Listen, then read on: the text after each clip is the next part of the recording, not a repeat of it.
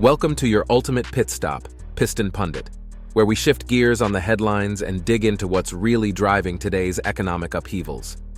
In 2025, Walmart, America's retail giant, dropped a bombshell. Prices were about to surge, all thanks to a new wave of Trump-imposed tariffs. But this isn't just a story about expensive avocados. While the media screamed Walmart is leaving America, the truth runs deeper. Global supply chain pivots, automation rollouts, and political fireworks from the Oval Office. This is about more than retail. It's about the future of American jobs, consumer wallets, and economic power plays. Buckle up. Here are 5 major developments that reveal how Walmart's evolution could reshape everything.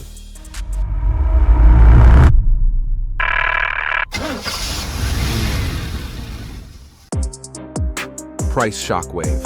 Walmart drops the tariff bomb. On May 15, 2025, Walmart shattered its long-held identity as America's low-price leader. CEO Doug McMillon made it official. Widespread price hikes were coming, and tariffs were the reason. With Trump's import duties reaching an eye-watering 145% on Chinese products before settling at 30%, the company's razor-thin margins couldn't take the blow. CFO John David Rainey didn't mince words. Prices would spike by June, with an even sharper climb expected by July, perfectly timed to sting consumers during back-to-school shopping. And this isn't about niche products. Staples like bananas, avocados, and baby gear are taking hits. Electronics and toys? Even worse. A Barbie doll, for example, leapt from $10.49 to $14.99 in just 1 week. Trump's response? Walmart should eat the tariffs. But anyone who's run a business, or even balanced a household budget, knows that's not sustainable. Tariffs are taxes, plain and simple. And when a retail giant known for affordability starts blinking first, it signals distress down the entire supply chain. But price hikes were just the beginning. Walmart had already started re-engineering its global logistics playbook. Global pivot. Walmart rewires its supply chain. While America debated sticker shock, Walmart was quietly flipping the switch on its sourcing map. Behind the scenes, the company began routing its orders away from U.S. soil, instead investing heavily in suppliers across Vietnam, India, and Mexico. This wasn't reactionary, it was surgical. Internal initiatives like Grow With Us replaced made-in-USA commitments with tariff-proof, foreign-based logistics. Even packaging was redesigned to dodge costs, with moves like swapping aluminum for fiberglass to reduce exposure to import duties. And then came the automation blitz. On the surface, rolling out robotics and AI in-store seemed like future-forward innovation.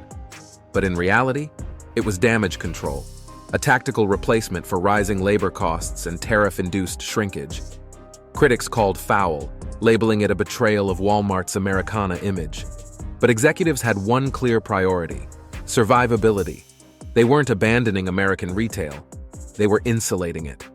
When tariffs turned domestic manufacturing into a financial hazard, even icons like Walmart are forced to adapt or get crushed. And that adaptation didn't sit well with Washington. It set off political shockwaves. Quick pit stop. If you're digging this breakdown, be sure to hit like and subscribe to Piston Pundit. We bring you deep dives into the engine behind headlines, vehicle updates, economic twists, and global industry shifts. Subscribing helps this channel grow and keeps the auto-savvy content coming your way. Now, let's throttle into what happened next, because Washington didn't stay silent. Tariffs meet Tantrum, Trump's outrage ignites. When news of Walmart's overseas pivot reached President Trump, the response was explosive. Behind closed doors, he reportedly fumed about betrayal of the American people, floated yanking government contracts, and fired off a Truth Social post demanding Walmart eat the tariffs and keep prices low. Commerce Secretary Howard Lutnick echoed the sentiment, insisting companies should absorb the costs. But economists pushed back immediately. Tariffs are import taxes, and someone always pays, either the company, the customer, or both. Walmart held its ground. CEO Doug McMillon reaffirmed their commitment to U.S. jobs while explaining retail's tight margin reality. Still, the PR damage was done. Trump's base labeled the company unpatriotic, despite its deep roots in American communities. The real concern? Precedent.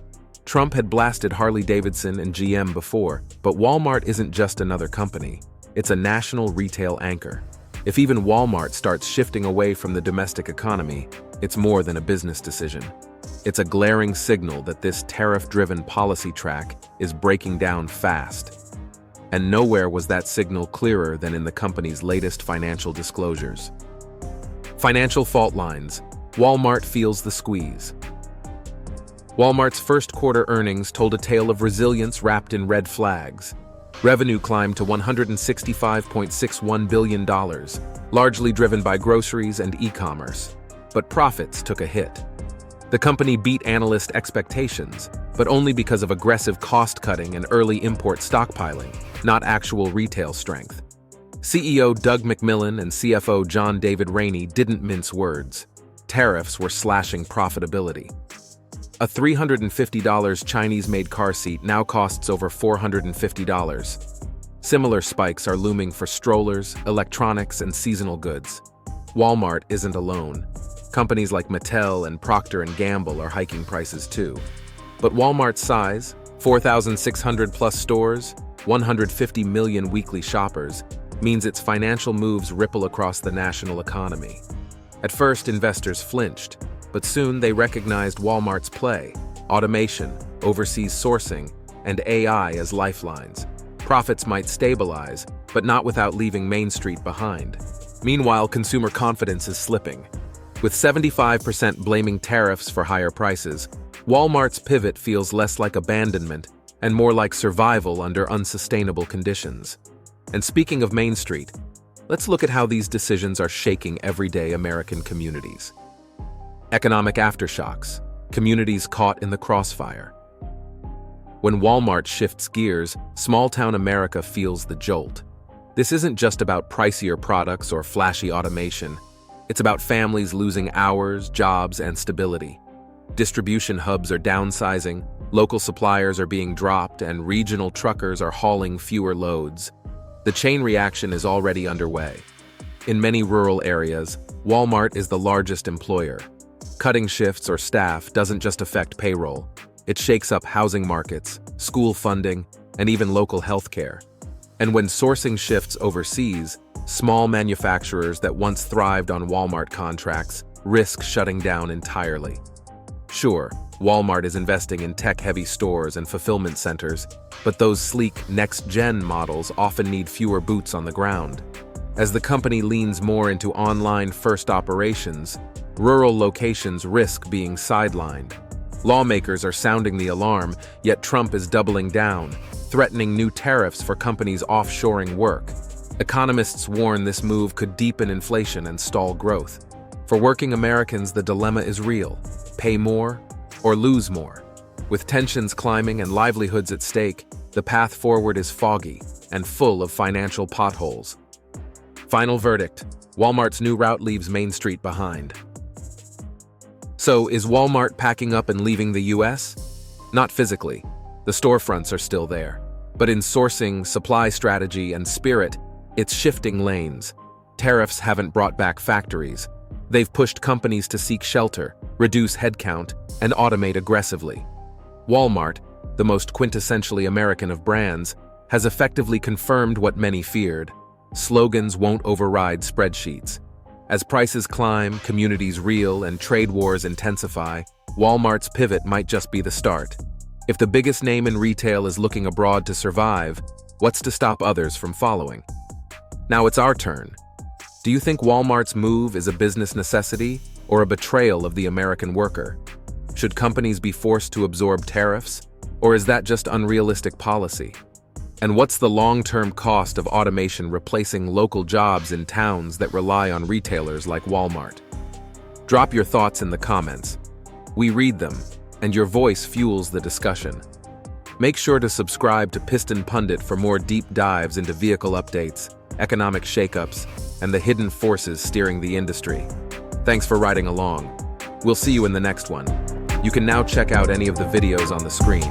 There's plenty more to explore.